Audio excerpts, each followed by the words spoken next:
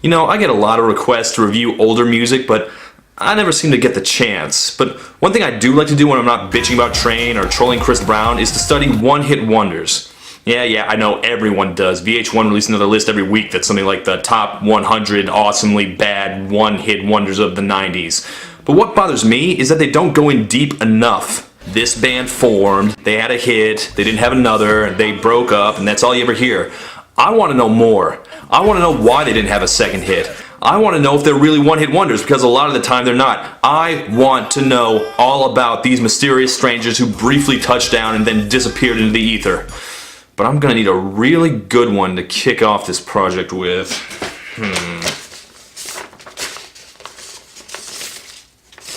Aha! Our first act comes all the way from Oslo, Norway. Now, when I think Norwegian bands, generally I'm thinking of the kind of music that never charts even one song. And for obvious reasons. But during the height of the MTV era, 3 young men hit it big and became music video stars for one brief shining moment. Those men were lead singer Morten Harket, keyboardist Paul Wakhtar, and guitarist Magne Verholmen. They were the band known as Aha. Let's check them out. Now obviously you know their big hit, Take On Me. If you don't, I'm gonna reach through the screen and smack you. What with the hip retroness of everything 80s, you know this song and its utterly classic video, and I refuse to believe otherwise. At the very least, you've seen the literal video, you kids with your YouTubes and your skinny jeans and bleh. So okay, before we look at their career as a whole, let's take a quick look at Take On Me, one of the greatest music videos of all time. Wait a minute, what the hell is this? Where's the sketchpad drawings and where's the pretty girl? Ah, okay. See, this is the original version of Take On Me from 1984. I'd always heard that Take On Me didn't get big until they made their one really good video, which I never understood. Kajak Gugu made it big around the same time and they didn't have a good video, or a good song for that matter. All they had was stupid hair. Watching this now, I think I do see the problem. The original video is boring and rightly forgotten, but also this early version, it needs work. I definitely can't say that I like this arrangement as much. I mean, I'm not a synth nerd by any means, but the Japanese plucked strings tone that he picked there is definitely wrong. Okay, well this version did well in Norway, but took them absolutely nowhere in the rest of the world. They were going to need some help to push them over the edge.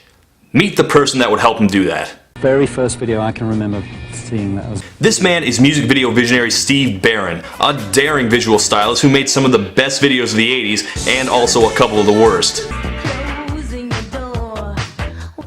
You have to understand that the music video was a pretty unsophisticated art form at this point, and some of his videos have not aged all that well, but he was very creative and he was willing to experiment in lots of different ways, and in the process he created some truly indelible images that defined the decade. He also directed the first Ninja Turtles movie and managed to not turn them into aliens. But I digress. I don't think it's hyperbole to call Take On Me the best video of all time. It tells the romantic tale of a comic book character who sucks a woman into a sketch world, and then they get attacked by bad guys and have to escape, and then he beats himself into a wall to turn three-dimensional. It is the most touching love story of our generation. And it's astonishing how much you care about the romance between a woman who has no dialogue and a guy who is literally a two-dimensional sketch. Although we do find out a little, this chick is cute and shy, but she's also apparently pretty hip as she reads these weird black and white no dialogue comic books. I always wondered what was going on in that thing. I think it's like a Scandinavian speed racer type of deal, but it all works perfectly. The animation is great, it tugs at your heartstrings, and somehow it hasn't aged a second, especially compared with whatever else was coming out in '85. I felt more for this couple than I did for the ones in The English Patient, that's for damn sure. But the video isn't the only reason why Take On Me has endured throughout the decades. In some of the lyrics you can clearly see that English is not this man's first language. But you know what, there's poetry in that. I'm not sure he even understood what Take On Me means, or that it's wrong grammatically, but it sounds great, doesn't it? A lot of the early MTV acts were derided as talentless pretty boys trading off their looks rather than their music, but Harkett proves he has the pipes here, as anyone who has humiliated himself trying to sing this at karaoke has likely proven. For something so 80s, Take On Me, both the song and the video, is timeless and unbearably romantic. So, where did it all go wrong? a-ha's second biggest hit is actually their first biggest hit in some countries. It's called The Sun Always Shines on TV, and it actually outdid Take On Me in the UK and in Ireland, and did just about as well in most of Europe. This made it to number 20 in this country, which makes them not a one-hit wonder, depending on how you define hit.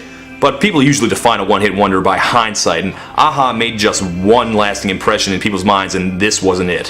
Why is that? You'd think it would work. Sun Always Shines on TV once again finds them working with Steve Barron, which they would do continuously for the rest of their careers, which makes perfect sense to me. He basically made them.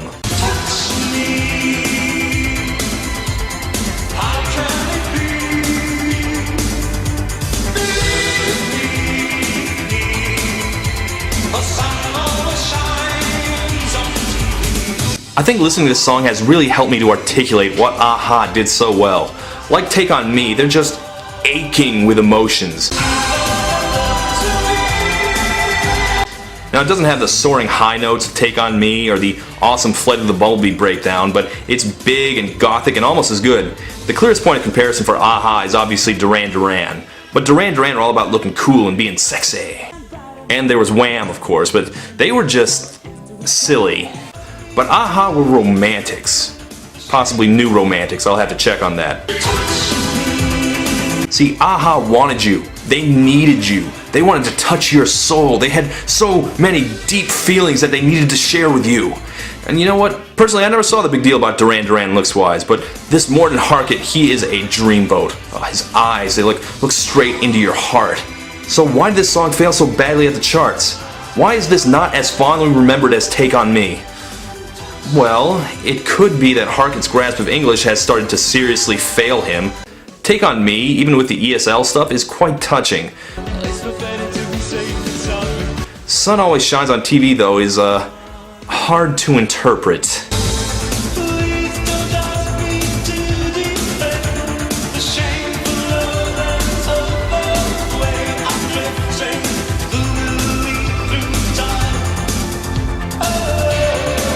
You sure? 'Cause I was definitely going to ask you to defend the shameful lowlands of the way you're drifting gloomily through time. That was the #1 question on my mind.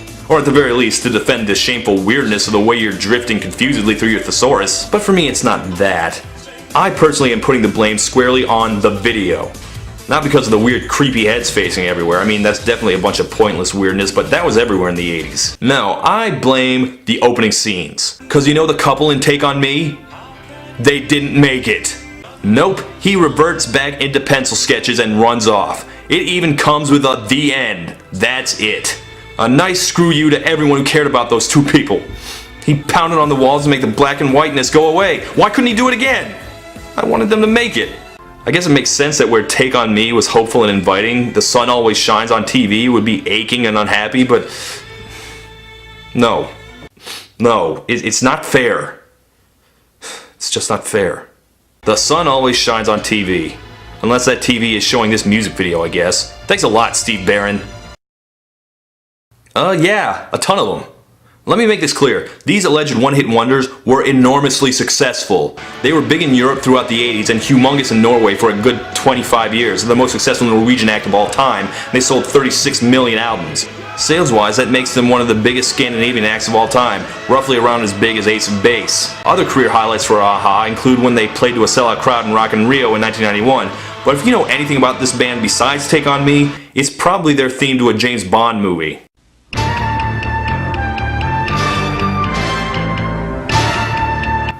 They may not have had any more American hits, but they still had enough clout in Europe that they were chosen to perform the theme to the 1987 film The Living Daylights. Haven't seen that one? Yeah, there's a reason. The Bond is Timothy Dalton. The bad guy is Joe Don Baker. I've seen it, and trust me, you can go ahead and skip that one. Now the song is okay, I guess. Aha's sweeping bigness makes them a good choice for a James Bond theme, but all I hear in this is a grim reminder that the 80s were really, really not good for 007. Personally, if I had to pick out one other song that I really do think people should listen to, I'd tell you that they actually do a really awesome cover of the Everly Brothers' Crying in the Rain. I'm gonna wear a smile and walk in the sun. I may be a fool, but till then, darling, you'll never see me complain. I'll do my crying in the rain. So, verdict? Hell yeah, they did. Hell, we let the Thompson twins have a bunch of hits. Why should Aha have been anything different? I wouldn't say they should have been one of the biggest names ever or anything, but they were probably too good and too successful in their home country to be dismissed as just one-hitters. They were not, in fact, gone in a day or two. They toured right up to around 2010 before retiring, and they released one more goodbye video, again with Steve Barron, where they turned into animated butterflies and flew away. Aww. Farewell, Aha. May you forever hit those high notes.